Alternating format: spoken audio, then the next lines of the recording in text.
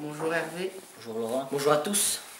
Nous sommes heureux de vous retrouver pour cette nouvelle émission consacrée à l'opéra. Dans un premier temps, nous allons expliquer l'opéra. Puis nous retrouverons nos envoyés spéciaux de la 4e E du collège de Bigouille qui sont partis à la rencontre d'un chanteur d'opéra. L'opéra est une œuvre d'art total, dans lequel poésie, musique, théâtre, danse, décor, costumes sont étroitement liés. L'opéra est une histoire mise en musique, le plus souvent un drame. Divisé en actes et en scènes dont tous les rôles sont majoritairement chantés. Les interprètes chantent sans micro et sont accompagnés par un orchestre symphonique. L'opéra est précédé d'une ouverture, une pièce symphonique, souvent exécutée seule en concert. Puis se succèdent airs, duos, ensembles, chœurs et ballets, séparés par des récitatifs ou des dialogues. Les récitatifs peuvent être remplacés par des dialogues parlés. L'air du soliste permet aux personnages d'exprimer leurs sentiments. Les voix se divisent en différentes catégories, de l'aigu au grave. Pour les hommes, ténor, baryton, basse. Pour les femmes, soprano, mezzo-soprano, alto. L'opéra est né en Italie vers 1600 et trouve son premier grand maître en Monteverdi. L'Italie, le genre se développe dans le reste de l'Europe. Schütz l'introduit en Allemagne. Lully l'impose en France. Purcell crée en Angleterre un opéra national. Les grands représentants de l'opéra au XIXe siècle sont En Italie, Verdi, Rossini, Puccini, en France. Gounod, Bizet, Parmi les plus grands chanteurs d'opéra, nous pourrons citer Maria Callas. Enrico Caruso, Luciano Pavarotti. La Corse compte de grands chanteurs lyriques comme César Vizzal et José Lucioni. nous retrouvons à présent nos envoyés spéciaux, nos camarades des 4e E. En direct avec le chanteur d'opéra Rémi Audibert. chers camarades, à vous l'antenne. Merci Antoine, Laurent et Hervé. Nous voici donc en direct avec le chanteur d'opéra, Rémi Audibert. Monsieur Audibert, bonjour. Bonjour à tous. À quel âge avez-vous commencé le chant? À partir de 15-16 ans, j'ai commencé à chanter, mais plutôt des chansons populaires, des chansons de rock ou des choses comme ça. Donc à 23 ans, j'ai commencé le chant. D'accord. Monsieur Audibert, comment vous est venue la passion de l'opéra? Ça remonte assez tardivement en fait. Mon professeur de saxophone au conservatoire de Grenoble, lorsque j'ai pris les leçons auprès de lui, était également chanteur d'opéra. En fait. Il avait, dans cet établissement où il enseignait, 2 diplômes, à la fois celui de saxophoniste pour enseigner le saxophone et aussi celui de chanteur pour enseigner le chant. Comme les journées ne font pas 48 heures, il a décidé d'enseigner le saxophone.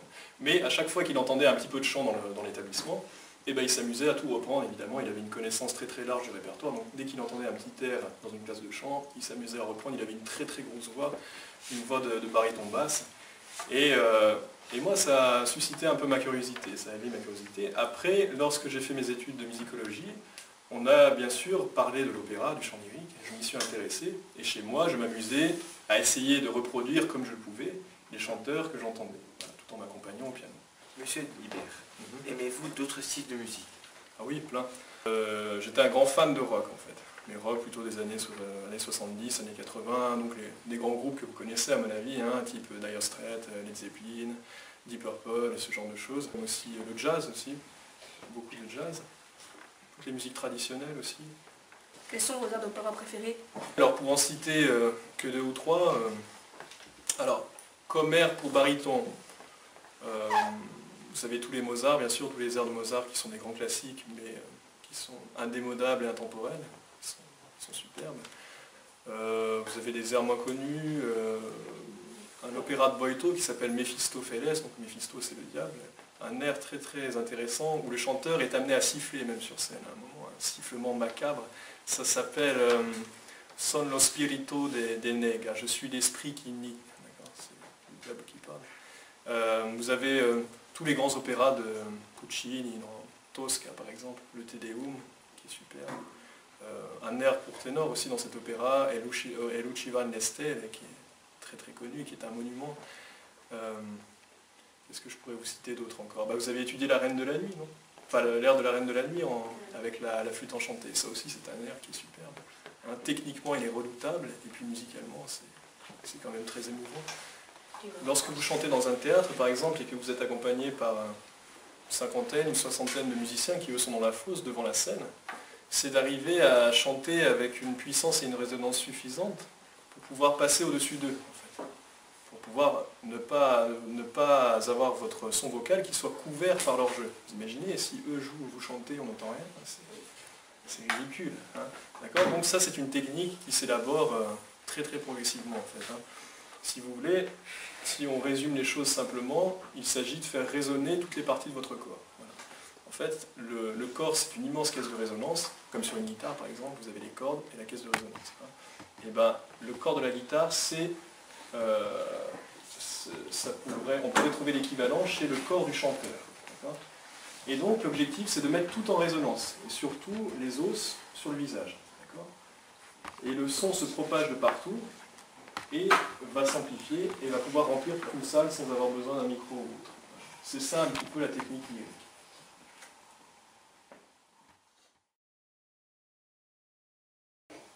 Donc on commence par Bella siccome un angelo de Donizetti. Bella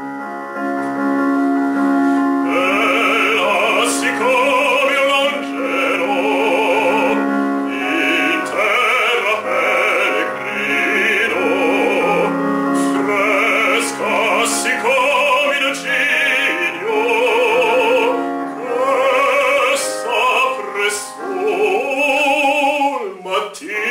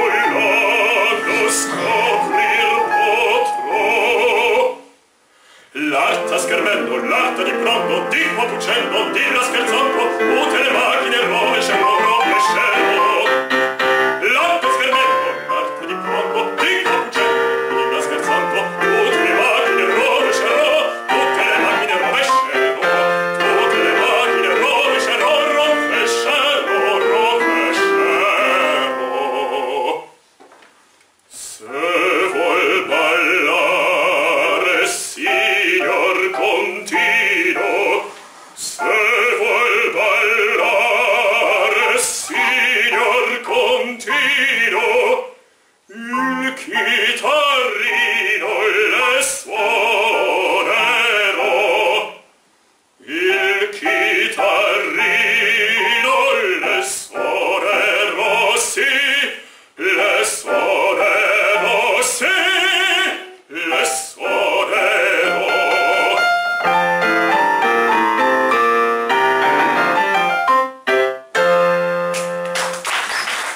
Voilà, Ah bah, merci beaucoup. c'est cadeau des élèves pour toi. C'est très gentil. Quelque chose spécial.